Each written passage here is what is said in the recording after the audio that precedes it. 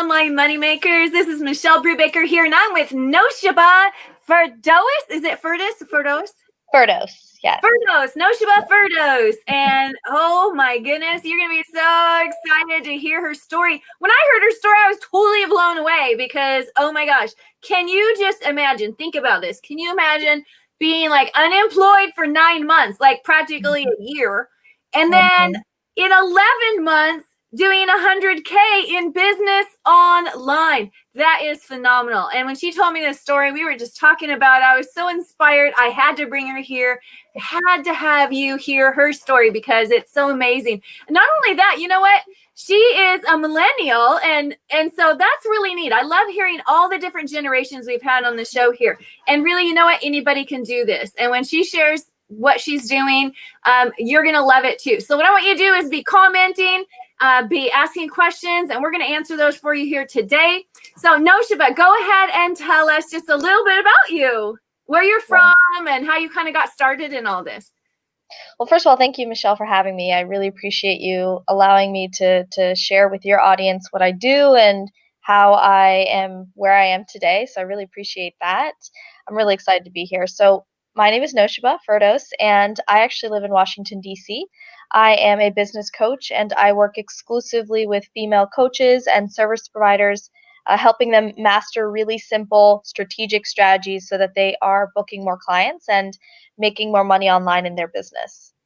That's great. Wow. Okay. So these are tools that anybody could do, or, you know, if you want to get started in online business. So were you always a business coach, or how did you get started becoming a business coach? No, I kind of just really weirdly fell into it. I guess I'd always been working with businesses since 2015 when I was in college. I was freelancing, working with businesses in various capacities, you know, whether creative direction or helping them with their content strategy, or, you know, just, you know, helping them overall with, you know, web design, not actually creating it. I'm not nearly that talented. I can't create a website, but, you know, really like being that last check person, that visual person, really making sure that everything looked good. And of course the written strategy as well, because I love writing. And from there, you know, I'd been continuing freelancing, got into copywriting because I'd loved the writing portion with businesses so much, and then fell into journalism, and that was all sorts of fun.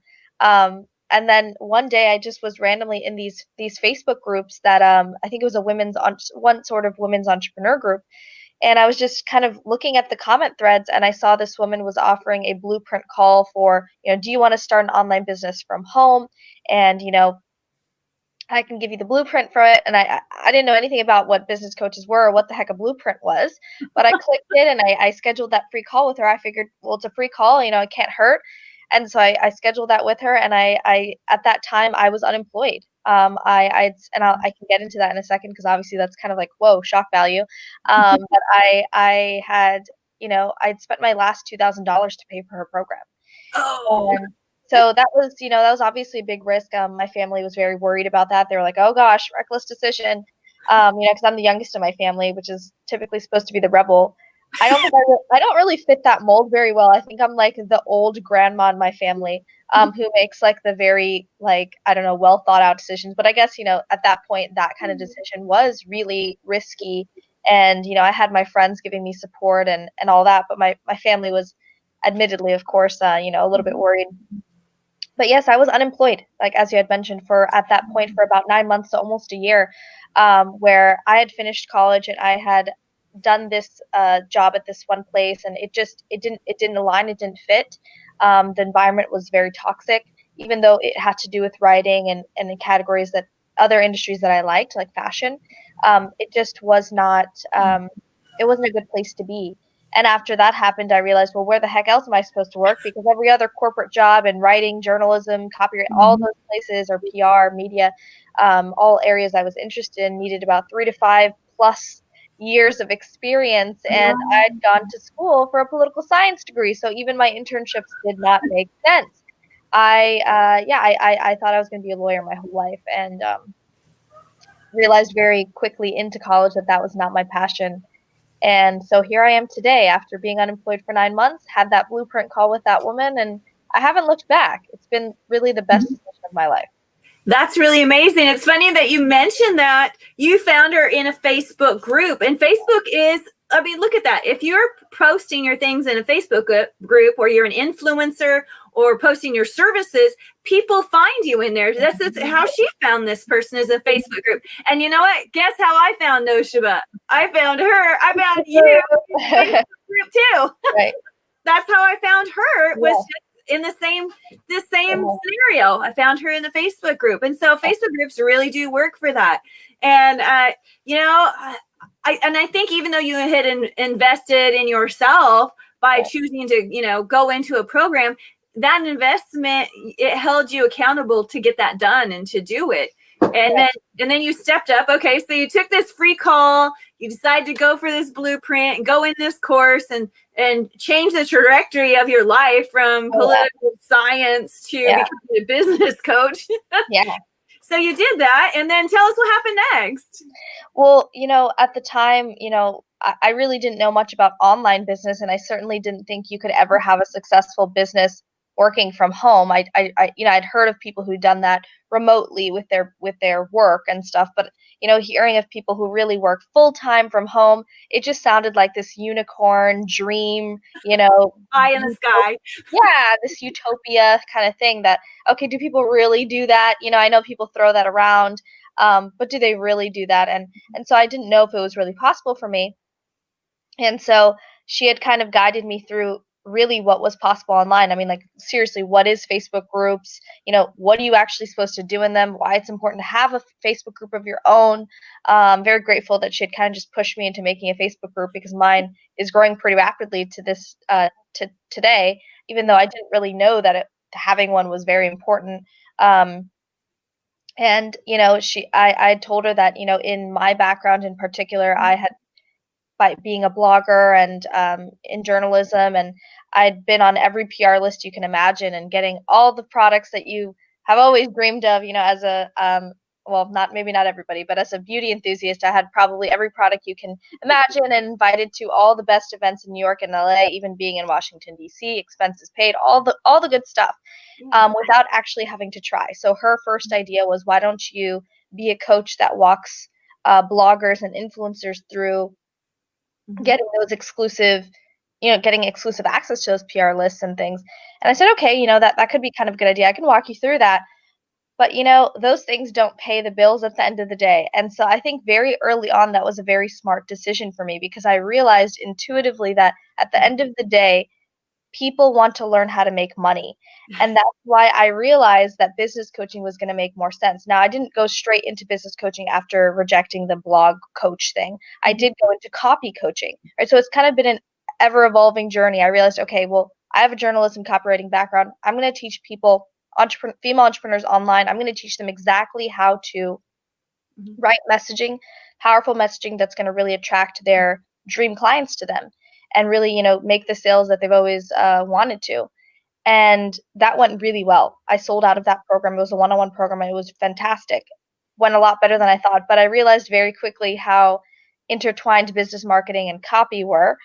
And so transitioning into business coaching felt like a natural fit. But I'm very grateful that I kind of made that decision early on, that, products and exclusive events are great, but I think people want to learn how to make money more. And I think now more than ever, that's extremely relevant. And so I went to the business coaching. I started that in about September of last year, the business coaching, or really the coaching in general. And I haven't looked back. It really has been the best decision of my life doing that. And where I am today.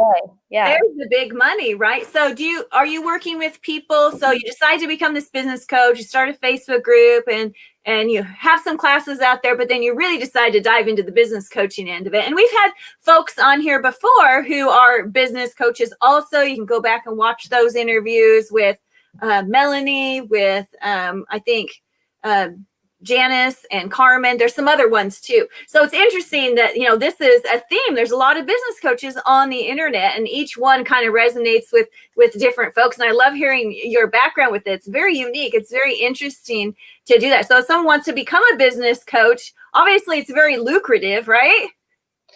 It is. I think that, or rather it can be. I think you do have to have a unique point in which you want to market your business. So for me, I help you book clients and make money online consistently. So that's my kind of my Mhm. little point of differentiation, that I don't want you to have a 5K month last month and then tell me this month, Noshoba, it's looking like it's going to be 1,800 this month, So I kind of set up my clients to be able to build a system in which they are, really sufficient even without me. So even after my program, whether it's my 4-week or my 8-week, that they are good to go, and that they never feel like they are starting all over just because they stop working with me.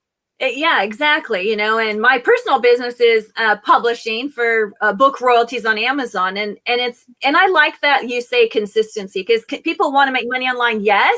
I was talking to somebody the other day who said, "Yeah, Michelle, I've made 6 figures in a year before, and sometimes I don't." And then they said, "In some months I'm just killing it, and other months I'm broke." And I'm like, "Whoa, The yo-yo I'm effect, yeah. yeah, no, yeah, the roller coaster, right? Feast and Yeah. famine, and that's not a Yep. good way to be. People want consistency, so I love that you brought that up. And even like with book publishing and royalties, like I earn royalties every single month on my products. So taking that as a business coach and helping people to have consistency, that's really really super great with them.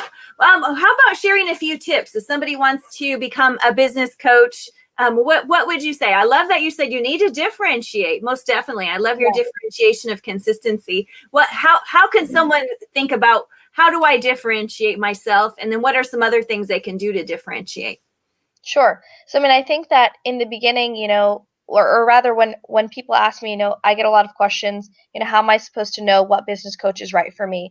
And I Mhm. always tell people the same thing that I'll say here, that you need to make sure that you align with a coach that is not only given results to people that are like you, but also have developed those results for themselves. Mhm. I do think having both is important, right? So if I were to promise someone, I can help you build a successful business, I must have built it for other people or helped others build their own, as well as built my own. So I'm really adamant about that social proof and that transparency. I think there's a lot of BS on in the coaching industry. Obviously, it's an unregulated industry, so kind of you can Yeah. say whatever you want, and I think it's extremely misleading, and it really hurts genuine, honest coaches like myself, who are going to straight up give you the screenshots. I will show you what I make and what other people make, or the ones that I help, and I have no problem doing that, because I think that when I was on the other end investing, which I always am, it's important to keep investing even if you are a business coach. Mhm. Yes. Um, yeah, absolutely. I wanted transparency and social proof from the people I invest in, and so that really influenced me to do the same. So, with that being said, I think it's very important when you are going into business coaching to realize that your potential client is going to want to see some proof of some sort, whether you've helped others or yourself, but ideally both, is going to make this a sustainable business that you can actually have a full-time income from. So, if you go into expectation of you're gonna, be super rich instantly, you might be disappointed by that, because it does take a little bit of traction to help people. I have helped. I don't even. I think I wrote down everyone's name I've ever helped. Probably over 100 people now in the 11 months, or something more than that. I wrote everyone's name That's down. great. Yeah. I Yeah, like that you brought up that authenticity, and that's really important too. So I so wouldn't, important. if you're looking for a coach or you want to be a coach, I'm not going to be like somebody who teaches and coaches people on how to manage their children if I've never had children, right? Yeah. Or some kind of scenario that I haven't experienced.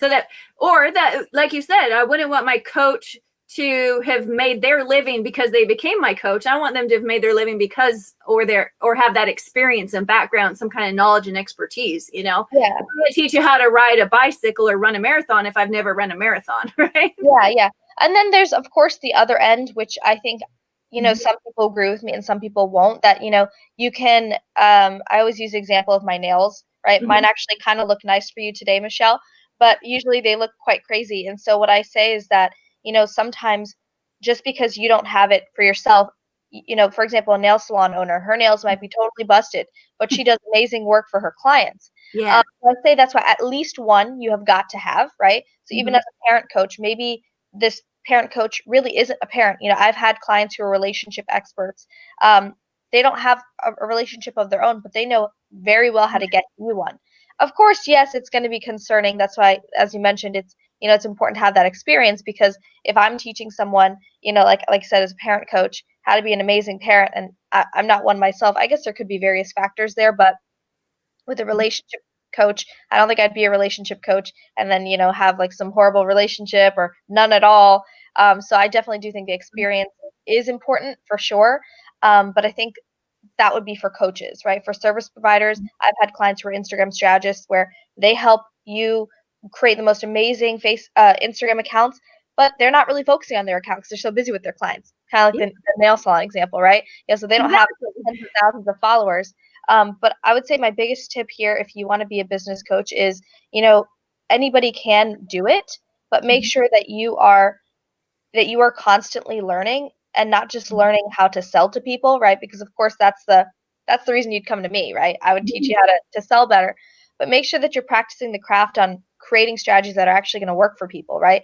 It is a very unregulated industry, so we don't just want random Joe Schmo and Mary Jane just coming in and saying, I can help you build a 6-figure business, and they have absolutely no business background, right? So I wouldn't want to discourage anyone that you can't start one, because you absolutely can. I certainly didn't have a business degree when I started one, but I did have some practical knowledge with businesses for years.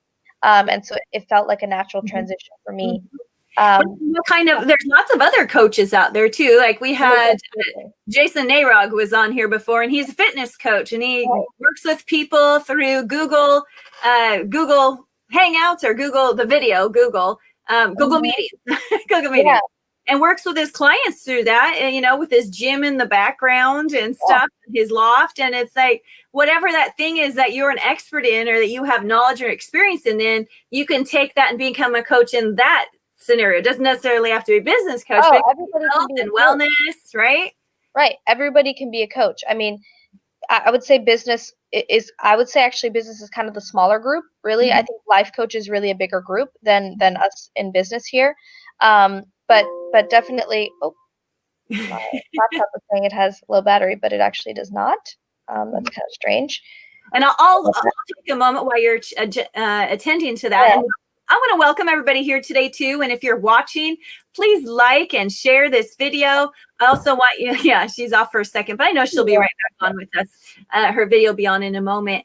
Please put some questions in the box here and ask Noshoba, what do you want to know about becoming a coach online? How in the world did she start off small, but then within 11 months, scale it huge and big to 6 figures in less than a year? So share, put your questions in, ask those. I want to answer those for you in here today. It's really amazing. I'm going to go ahead and click you out. So go ahead and come back in, okay? Sure. Okay, there we go. There we go. Oops, I brought you back in, but I still don't have the video on. So I'll just hang on for a moment, because that's okay, Technical difficulties, but that happens all right. It happens. No worries. I just would rather it not shut off. It has great battery here, but then it's time to get a new laptop, I think, right? Me too. Yeah. It is plugged in, but I think it was kind of coming out a little bit by the way I'm sitting, and I didn't even notice that. So I'm glad I caught that before it totally cut me off. Yeah. Talk about scaling. Sometimes we might get started and then, how to go bigger. Blake did interview a while back with us about the imposter syndrome. And sometimes, we just have that, we need that motivation and inspiration. Great interview. Go back and watch it about, if you're starting to feel that, to inspire you. But, once we get started, how can we keep going forwards, but then scale it bigger, what we're doing? Well, I think having, I'm so glad you brought up imposter syndrome with your previous guest. I think it's very important to remember that when you have a simple game plan in place, that is going, I say this thing, it's kind of this little circle, I don't even know, it's a little graphic that I want to have a graphic designer make, and I want to put it on my wall. And I kind of just came up with it when I was doing a live training with my Facebook group, that strategy backs up mindset. And mindset fuels your strategy. So what I mean by that is that when you have a simple game plan in place, it will back up your mindset, and you will feel that motivation. You will feel really clear. You will feel really good. And when you're feeling really clear and really good, That then fuels your strategy. You feel the energy, you feel the positivity, the motivation to go out there and be consistent every day. So when it comes to scaling, I think you have to have those two things in place. I think so many people, yeah, they want to start, right? And you probably could start, for me in my business, I had my start very heavy in strategy. And I had great strategies and everything like that, and that helped me. But I did hit a block at one point where I was like, okay, I need to scale, and things are not going above this point. And that's when I started to incorporate mindset work. And once I did that, it was definitely a piece of work that I didn't think was necessary, and I also didn't understand. And I think a lot of people who have a very like logical, practical mind like me just don't really understand manifestation and this and that. We just don't get it, right? But now I do understand that world a little bit better. I don't claim to understand it fully, and I'm still working on it myself. But since I have, I mean, I'll tell you this, the month that I started, it was in about spring, that I started to work on my mindset. The next month, my income doubled. And from there is when we started to get into this six-figure territory. And so I really think you can't have one other over the other. You have to have both. It really is, to me, 50% strategy and 50% mindset. And to understand what I'd said about how strategy will back up your mindset, and mindset will then continue to fuel that strategy. So when you're scaling, got to have those two things in place, number one. Number two, you got to make sure that you are not afraid to invest, right? Invest in your growth, invest in your learning, invest in outsourcing as well, right? Because when it comes to growing, you just can't do everything yourself. And I think a lot of us are in that one woman show mindset, right? Like, okay, I know I can do this, I can learn this. Well, you have to understand that time is money. So like I said earlier about web design, heck no, I'm not doing my website. I had somebody else do it. Or, posting my posts everywhere. Yeah, that's somebody else is doing that. Now about to help me manage my Facebook group. I've been doing that for forever because it's like my little tiny baby. So I've been doing that, but I'm letting that go. For me, it's not being afraid to invest about it. Sometimes for me, it's hard to like give up the control. So both of those things, right? Making sure that you're okay with giving up that control, but then also realizing that it's a worthy investment, right? And somebody can free up your time. You can focus on all the business building activities you want, such as doing more marketing for your business, conducting more sales calls, maybe investing in ads and talking to some ads people if that's what you wish, which is going into more paid strategy as opposed to organic, which is what I focus on. But you've got to realize that to scale, you got to have that success, that the success mindset, and believe in have really good strategies, and then be willing to continue investing and believe that money will come back to you, because it will, once you have that freed up time and do the right things with it. Exactly. And I've said it here before too, that, it doesn't take money to make money. I could put a free book out on Amazon and make a few bucks, royalties on it all the time, all day long. Or I could put a post out and someone could hire me to help and coach them. I don't do very much one-on-one coaching, but somebody could hire me to do something. Whether you're a graphic designer or freelancer or whatever that is, someone can pay you and you can make money online.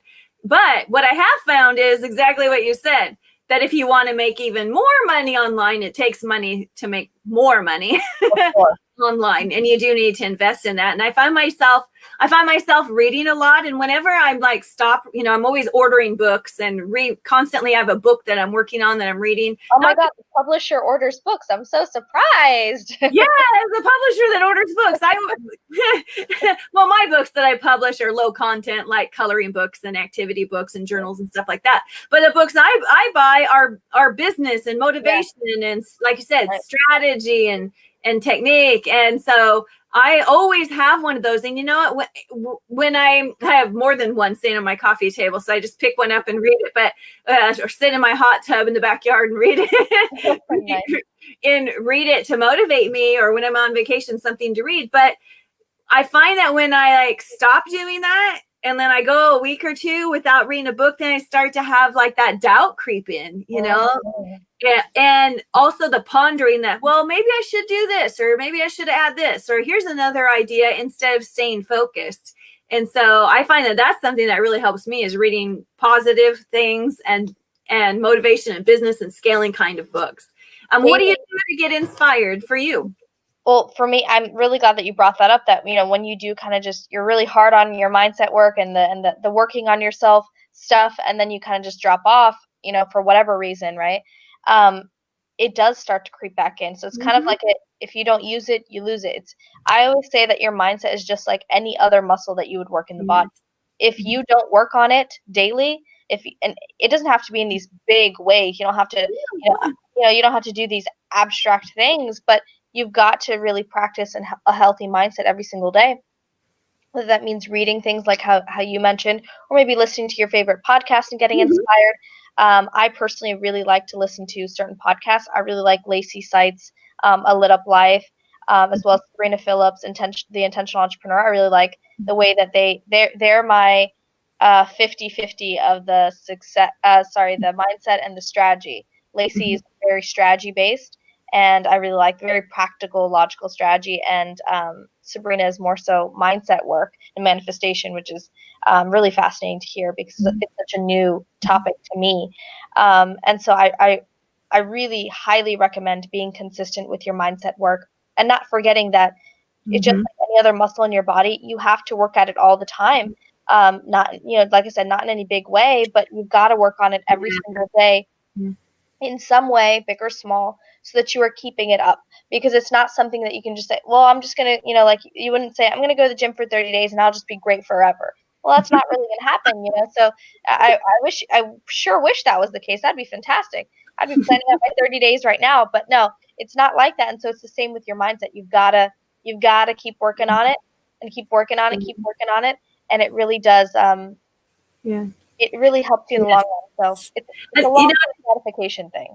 And that's powerful. And I'm so glad you brought that up as part of scaling your business too, Noshoba, because, knowing that the month that you've really started to focus on that, and you know what, some of us are, very analytical, we're geeky. And so for us to like jump over into the whole mindset thing.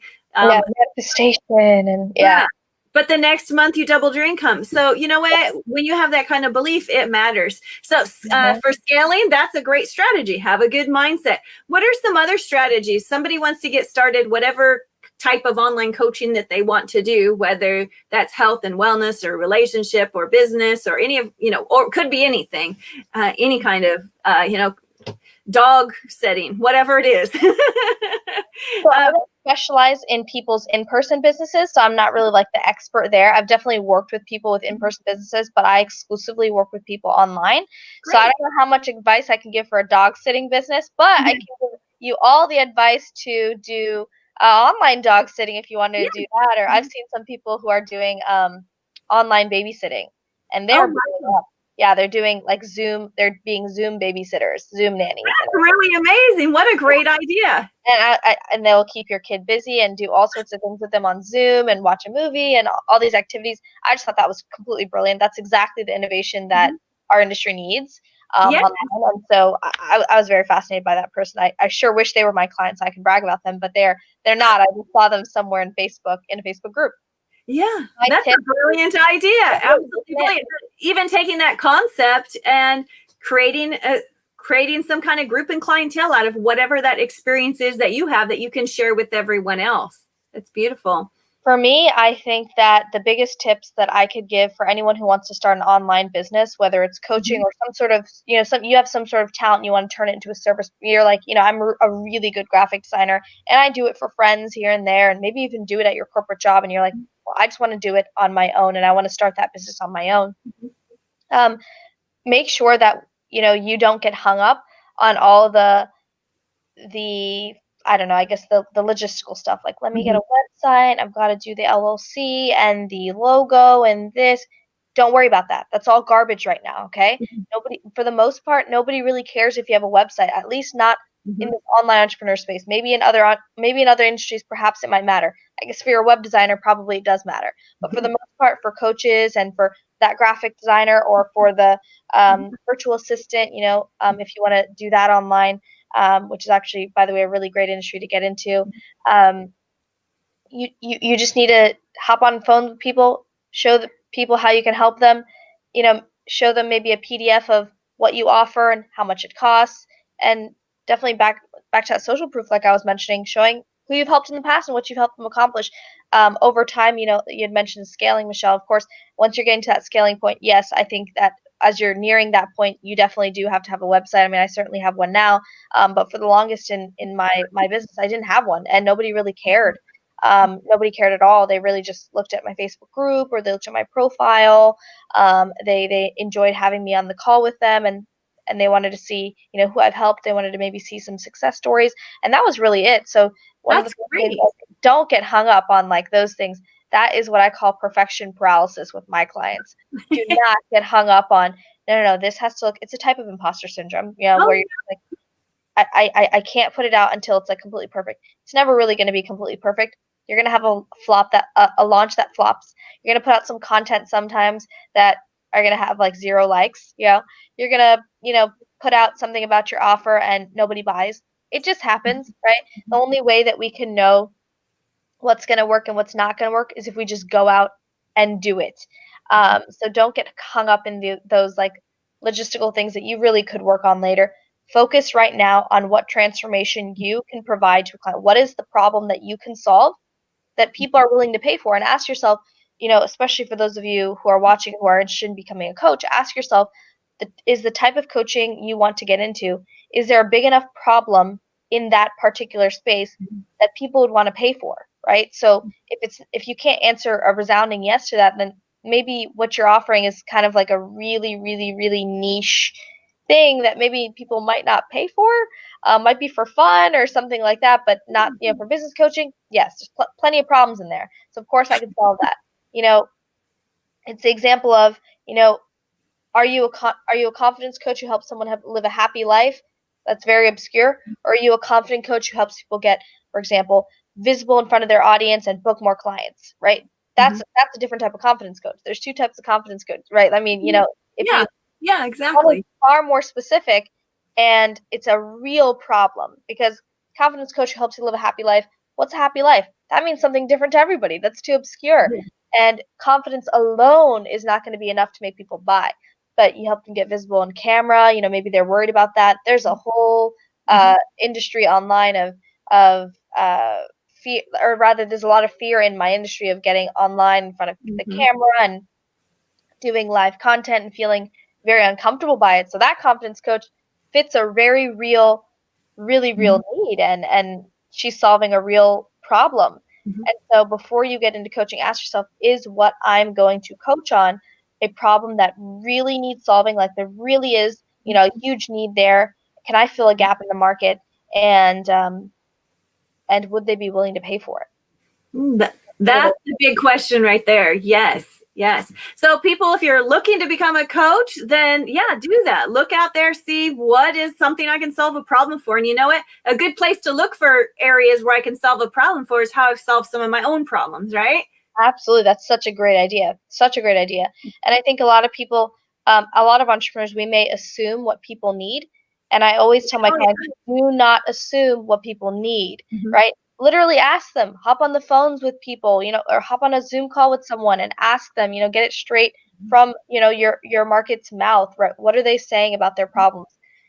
You know, You can see them in Facebook groups. People are posting questions and problems in Facebook groups all day long, right? all the time. Yeah, all the time. And that can help you determine what people need help with, what you'd be comfortable helping with, and maybe you have a gap to fill in there, and maybe you might realize you want to be a mindset coach because you see all the people talking about mindset issues and problems that they're dealing with, and you realize, you know what, I could probably help them with that.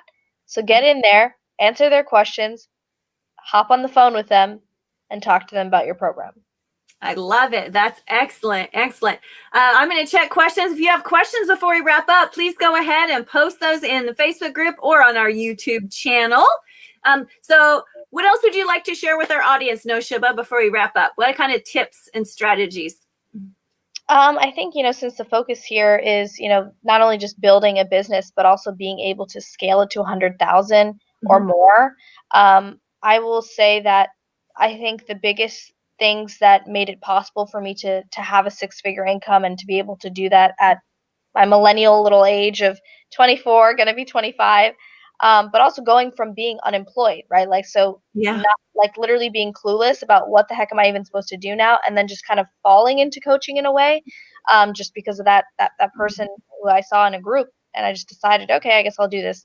I think you have to remember that you've got to take this really seriously. Whatever online business you have, yes, it's from home. So sure, you can kind of slack off as much as possible. So online entrepreneurism, I think some people are like, oh, I have a friend who says I would never take online classes for school. She said, because I would never do the work. And I think it's the same thing for business. If there is no one pushing you, there's no boss above your head who says, hey, get XYZ assignments done by the end of the day. There isn't.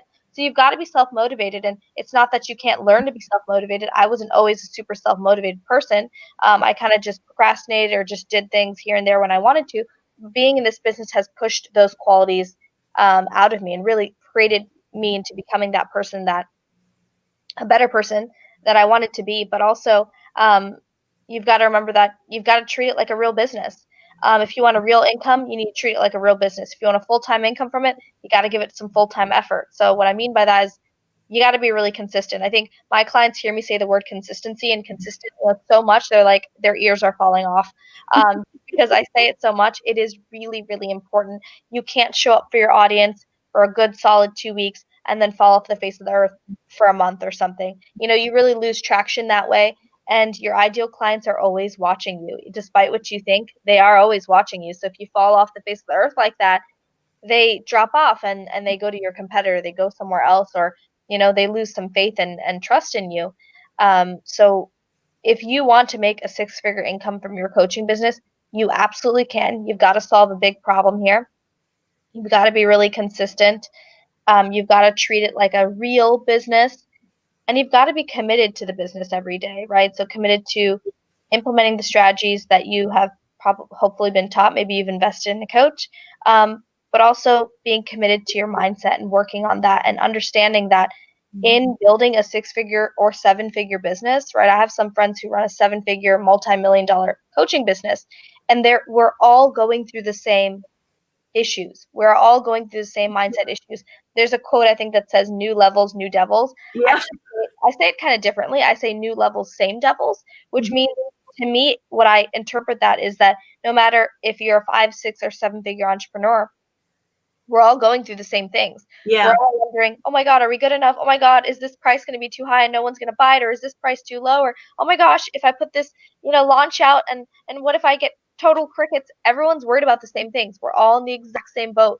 But if you are really committed to making this work, I really, really feel that putting in the hard work for a business does yield great results. It's so cliche to say hard work pays off, but it's so true. It's worth it. It's so true. It's so worth it. And so that's why I think that there's so few 6-figure, 7-figure entrepreneurs, because it does take a lot of grind to get there. It takes a certain mindset, and you've got to you can build it. You don't have to have this perfect mindset from day one. I certainly didn't, and sometimes my mindset goes up and down, and it is absolutely a journey. But if you're committed to going through the bad, and yikes, this month was terrible, pandemic time wasn't great for my business. In March, my business wasn't doing too hot, right? It just wasn't. I think it made about an eighth of what I make today. So it was pretty bad. It was not good. But I told myself, I'm not going to quit. I'm not going to give up. I'm not going to believe that this is the end all be all. And if you can even remember that one thing, if you take away anything from today, if you say, you know what, I'm going to show up as if this is already the business of my dreams, not the business that I currently have, but I'm just going to keep working, keep hustling. Yes. Pushing past the bad. Oh yeah. If you can push past the bad, you can build any business that you want at any income that you want. Yes. And I agree. It does take that hard work. I heard one time how like an airplane uses all of its energy just in the takeoff, but once it gets going, then it just kind of, soars there. It still has to do the work, but it's still soaring there. And, so one of my friends the other day was saying that how it takes this same amount of energy to build a 6-figure business as $1 million business. It's the same amount of time in the day, same amount of energy in the day to do that. It's just that launch period, and then then the next one. So I know when I've hit those those big achievements, and which I have in the last year, beyond all that I could have imagined. It's lucrative to be online, and to even imagine that would have happened this year, during the pandemic year. Because if you're watching this later as a replay, it's currently summertime, right? Kind of towards the end, hopefully, of the pandemic. I don't know about that. Hopefully, one can hope. But I don't know. I'm crossing my fingers for that. Yes, it was excellent for my business though during the pandemic. But having my own business online, and I just crushed it through that time, which was amazing. It was awesome. I was so excited about that because we just don't know what's going to happen. You just got to keep going, and you keep going, and you make things happen, and you make things work. And yeah, wonderful inspiration, Noshoba. You are such an inspiration to all of us. I see we have folks that are still watching, and I do want to thank you for watching. If you're watching on Facebook, please like and share this video. If you know somebody who is interested in building a coaching business online, or just wants to get started and hear all the possibilities. Noshoba didn't even know this was a possibility, what she's doing now. And here she is a year later, 6-figure earner.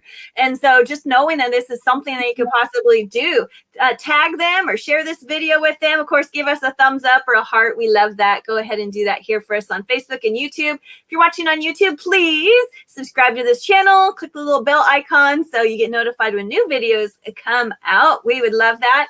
Naoshaba, wrap us up here. Sure. So for those of you who are, like Michelle said, are really interested in just figuring out what, the opportunities for you online even are. I mean, whether it's coaching or some sort of service that you provide, some talent, some passion that you probably already have that you can make money from, I can definitely help you out with that and kind of carve out a game plan to make sure that you're on the right path to making this a profitable business. You can reach me at my Facebook group, which is facebook.com/groups/the Thriving Female Entrepreneurs, and I will give Michelle the link so she can put them in for you guys. Or you guys can directly reach me on my Facebook profile. Send me a message. I answer everyone. There's a lot, but I make sure I answer everyone personally. There's nobody in my inbox. I'm far too picky. I'll never outsource that. I will get back to everyone, and we can chat about creating a game plan for you. I do offer free.